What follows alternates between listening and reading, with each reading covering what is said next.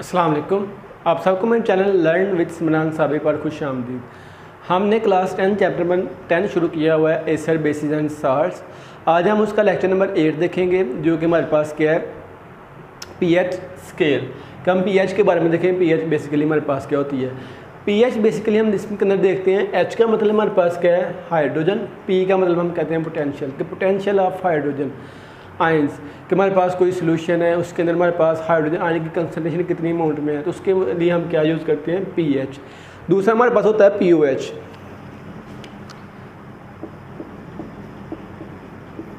अब यहाँ पर OH का क्या मतलब, हाइड्रोक्सिल आयंस, OH आयंस, और P मतलब पोटेंशियल। कि अगर हमने किसी चीज़ सोल्यूशन के अंदर कंसनट्रेशन देखनी है हमारे पास किसकी, हाइड्रोक्सिल आयंस की है, तो ये हमारे पास क्या होगा, इसको हम कहते हैं POH। हमने इस चैप्टर के शुरू में देखा था अरहेनियस कंसेप्ट। उसने क्या कहा था, अगर हम एक्वस सोल्यूशन के अंदर क्या करें, किसी चीज़ को ऐड करें, ऐड करने पर हमारे पास H पॉजिटिव आयन दे दे तो हमारे पास क्या होगा, एसिड। तो दूसरा हमारे पास जो OH नेगेटिव आयन दे हमारे पास क्या होगा, बेस। बेसिकली पीएच के थ्रू हम एसिड और बेस के बारे में देखते हैं कि हम किसी सोल्यूशन को बताते हैं कि हमारे पास एसिडिक सोल्यूशन है या बेसिक सोल्यूशन है। अगर हम इसको स्टार्ट करें तो पहले हम सिंपल एग्जांपल लेते हैं इसमें वाटर की, कि वाटर हमारे पास क्या होता है,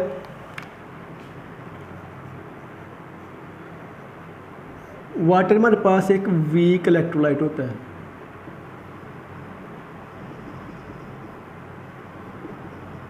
अब ये वीक इलेक्ट्रोलाइट क्यों होता है, क्योंकि इसके जो हमारे पास आयंस होते हैं ये स्लाइटली कन्वर्ट होता है किसके अंदर, आयंस में। कि ये आयंस में बहुत कम क्या होगा, कन्वर्ट होगा, इसके आयंस बहुत कम बनेंगे। और जो आयंस इसके बनेंगे वो किसके थ्रू बनते हैं, एक प्रोसेस होता है जिसको हम कहते हैं ऑटो आयनाइजेशन,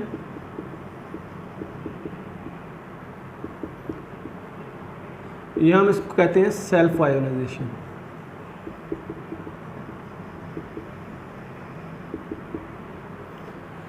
कि जो हमारे पास वाटर है हमारे पास क्या है, एक वीक इलेक्ट्रोलाइट है। अब वीक इलेक्ट्रोलाइट मतलब कि हमारे पास क्या कर रहा है, सोल्यूशन के अंदर हमारे पास आयंस क्या बना रहा है, कम बना रहा है। और ये जिस प्रोसेस के थ्रू ये आयंस बना रहा है उसको हम क्या कहते हैं, ऑटो आयनाइजेशन या सेल्फ आयनाइजेशन। और ये जो प्रोसेस है ये हमारे पास 25 डिग्री सेल्सियस, जो कि हमारे पास क्या है, रूम टेम्परेचर। कि ये रूम टेम्परेचर पर क्या कर रहा होता है, ऑटो आयनाइजेशन या सेल्फ आयनाइजेशन प्रोसेस के थ्रू क्या कर रहा होता है, आयंस बना रहा होता है। अगर हम इसकी इक्वेशन देखें, H2O है, reversible reaction, H positive ion और साथ में OH नेगेटिव आयन, यही हमारे पास इसके अंदर बनेंगे। अगर हम इसकी इक्विलिब्रियम कांस्टेंट की एक्सप्रेशन देखें, Kc प्रोडक्ट्स हमारे पास पहले आएंगे, H पॉजिटिव इसकी कंसनट्रेशन, OH नेगेटिव आयंस की कंसनट्रेशन और डिवाइडेड बाय रिएक्टेंट H2O। अब चूँकि जो हमारे पास H2O है ये हमारे पास कांस्टेंट है, ये हमने इसकी अमाउंट क्या ली हुई है, कंसंट्रेशन क्या है इसकी हमारे पास कांस्टेंट। तो हम क्या करते हैं, ये इस तरफ क्या हो रहा है, डिवाइड, इधर जाके हो जाएगा ये मल्टीप्लाई, तो ये हमारे पास आ जाएगा Kc H2O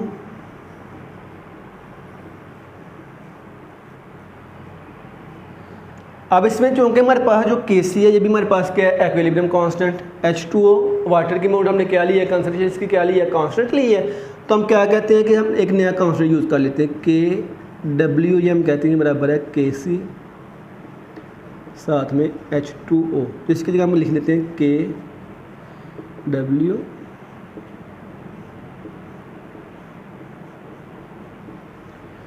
अब ये Kw हमारे पास बेसिकली है क्या, ये हमारे पास क्या है, इसको हम कहते हैं आयनिक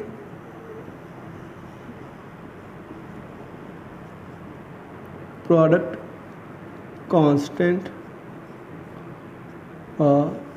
वाटर। कि बेसिकली इसके हमने Kw क्यों यूज़ किया है, क्योंकि हमारे पास जो Kc था ये भी हमारे पास क्या था, कांस्टेंट। वाटर की अमाउंट हमने क्या ली हुई है, कांस्टेंट। तो इसकी जगह हमने क्या किया, एक नया हमने कांस्टेंट यूज़ किया है Kw। ये क्या शो कर रहा है, ये हमारे पास आयनिक प्रोडक्ट कांस्टेंट ऑफ वाटर को शो कर रहा है। अब हमें पता है कि हमारे पास क्या होता है,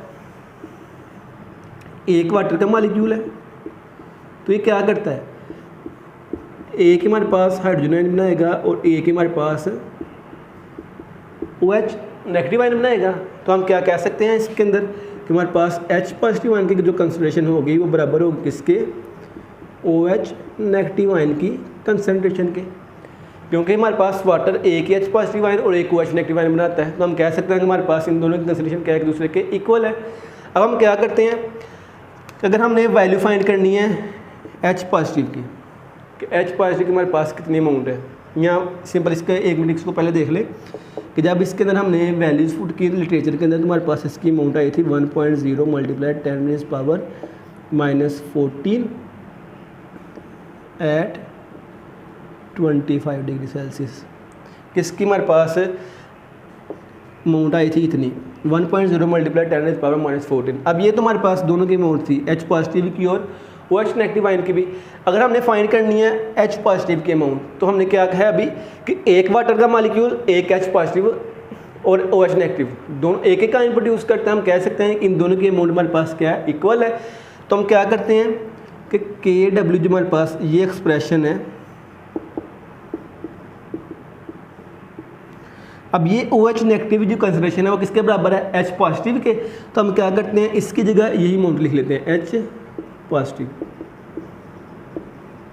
ये लिख लिया हमने। अब के डब्ल्यू की अमाउंट हमारे पास कितनी आई वैल्यू 1.0 10⁻⁻14, या एक दूसरे से मल्टीप्लाई हमारे पास आ जाएगा एच पॉजिटिव होल का स्क्वायर। अब हमें पता है कि अगर स्क्वायर है, इसको ख़त्म करने के लिए हम क्या करते हैं, दोनों तरफ स्क्वायर रूट लेते हैं बाय टेकिंग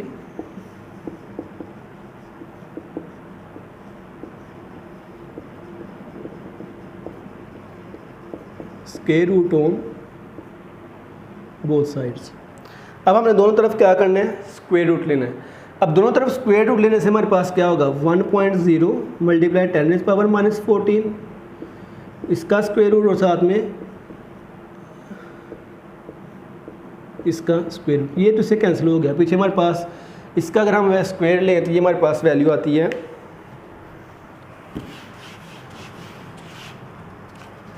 उसकी वैल्यू हमारे पास आएगी एच पॉजिटिव कंसंट्रेशन की जो आएगी 1.0 मल्टीप्लाई 10⁻⁻7 के हमारे पास जो वाटर था उसके अंदर जो हमारे पास हाइड्रोजन कंसंट्रेशन है वो हमारे पास कितनी है 1.0 मल्टीप्लाई 10⁻⁻7। अगर हमारे पास एच पॉजिटिव की कंसंट्रेशन इतनी है तो हमारे पास ओ एच नेगेटिव की भी हमारे पास इतनी ही होगी 1.0 मल्टीप्लाई 10⁻⁻7। क्यों, क्योंकि हमने कहा है कि ये दोनों की कंसंट्रेशन क्या है, एक इक्वल है। अगर हमारे पास इसकी 1.0 मल्टीप्लाई 10⁻⁻7 है तो ओ एच नेगेटिव की भी कितनी होगी 1.0 मल्टीप्लाई 10⁻⁻7। लेकिन ये हमारे पास जो अमाउंट है, ये हमारे पास अमाउंट बहुत छोटी है, छोटी में स्मॉल न्यूमेरिकल वैल्यू है, और इसके साथ हम डील करना क्या होता है, बहुत मुश्किल होता है। तो हम क्या करते हैं, इस एक न्यूमेरिकल मेथड यूज़ करते हैं, कन्वीनियंट मेथड यूज़ करते हैं, जिसके अंदर हम क्या करते हैं, इस अमाउंट को क्या करते हैं, मल्टीप्लाई करते हैं लॉग के साथ और साथ में -1 के साथ। यहाँ हम कह सकते हैं कि इस अमाउंट का हम नेगेटिव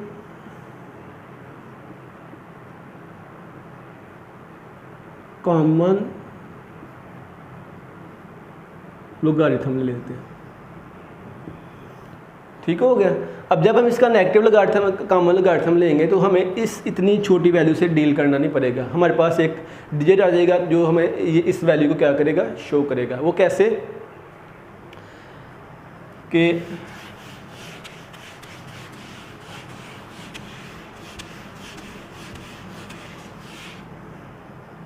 हमने भी क्या कहा है कि अगर हमारे पास कोई छोटी वैल्यू न्यूमेरिकल वैल्यू आ जाए तो उसको डील करने के हम क्या करते हैं, उसका नेगेटिव लोगारिथम लेते हैं। तो हम पीएच की डिफाइन कैसे कर सकते हैं कि पीएच हमारे पास क्या होता है, negative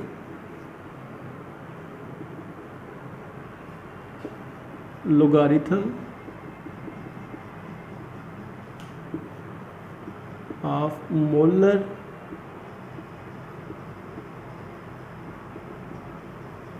concentration of H positive ions. तो ये हमारे पास क्या है, H पॉजिटिव आयंस की मोलर कंसंट्रेशन है, जब उसका हम क्या के लेंगे, नेगेटिव लोगारिथम। अब हम इसको बेसिकली लिखेंगे ऐसे pH ये बराबर होगा नेगेटिव क्या लॉगरिथम किसका, concentration of H positive ion, तो उसको हम शो करते हैं H पॉजिटिव आयन की कंसंट्रेशन से। अब हमने H पॉजिटिव आयन की वैल्यू कितनी फाइंड की थी, 1.0 मल्टीप्लाई 10⁻⁷ जब हम इसका नेगेटिव लॉगरिथम लेंगे तो इसकी वैल्यू हमारे पास आएगी 7 कि इसकी हमारे पास फिर pH कितनी आ गई 7। अब अगर हम बात करें POH की कि हाइड्रोक्सिल आयंस कितने हैं हमारे पास वाटर के अंदर, उसकी pH कितनी है, तो हमारे पास क्या होगा नेगेटिव लॉगरिथम। अब यहाँ पर हमारे पास कंसंट्रेशन आ जाएगी OH नेगेटिव की, सेम ऐसे ही हम करेंगे 1.0 मल्टीप्लाई 10⁻⁷ 10⁻⁷ आ जाएगा, तो इसकी pH भी हमारे पास कितनी आ जाएगी 7। मीन्स कि जो हमारे पास वाटर होता है उसकी pH कितनी होती है या pH हमारे पास क्या होती है न्यूट्रल 7 होती है, तो 7 हमारे पास क्या होती है pH न्यूट्रल होती है। अब ये हमें कैसे पता चलेगा, हम क्या करते हैं कि बेसिकली एक स्केल बनाते हैं जिसे हम कहते हैं pH scale. pH scale basically क्या होता है, ये हमारे पास स्केल होता है एक जिसमें हमारे पास 0 से शुरू होकर 0 1 2 3 4 5 6 7 8 9 10 11 12 13 और 14 तो pH स्केल हमारे पास एक स्केल होता है जिसमें 0 से लेकर 14 तक क्या होती है रीडिंग होती है। अब अगर कोई हमारे पास सोल्यूशन है उसकी pH आ रही है 7, तो उस सोल्यूशन को हम कहते हैं हमारे पास है न्यूट्रल सोल्यूशन है।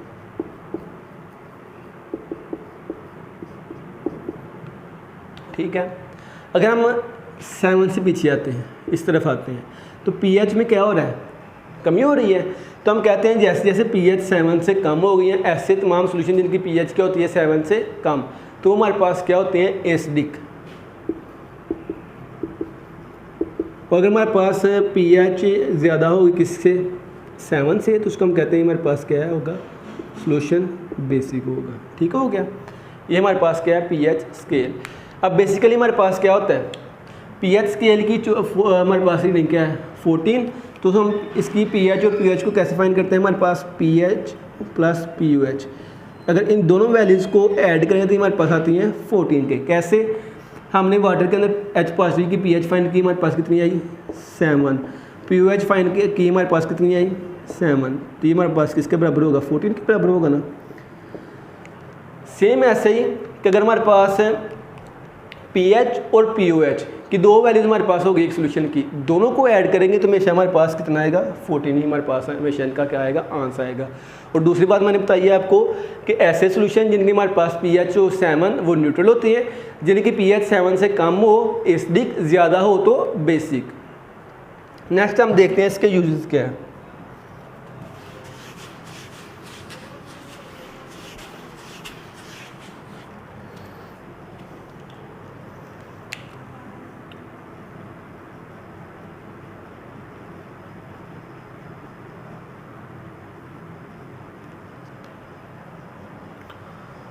अब पहला यूज इसका क्या है, हम चेक करते हैं इससे कि हमारे पास सॉल्यूशन क्या है एसिडिक और बेसिक नेचर।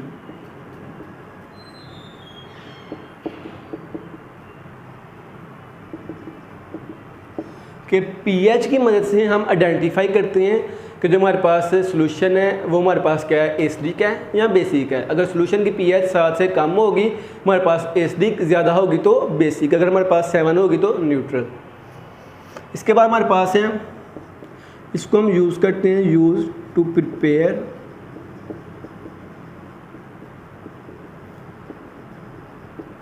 मेडिसिन्स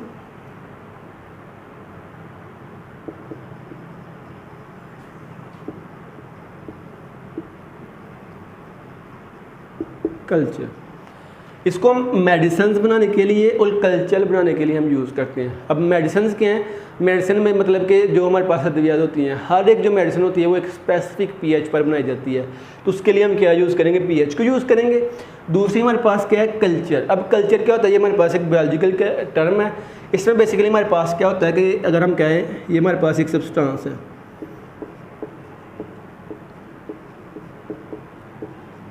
इसमें हम बेसिकली कल्चर में क्या करते हैं, इस सब्सटेंस का एक छोटा सा हिस्सा लेते हैं, इसको बाहर निकालते हैं और एक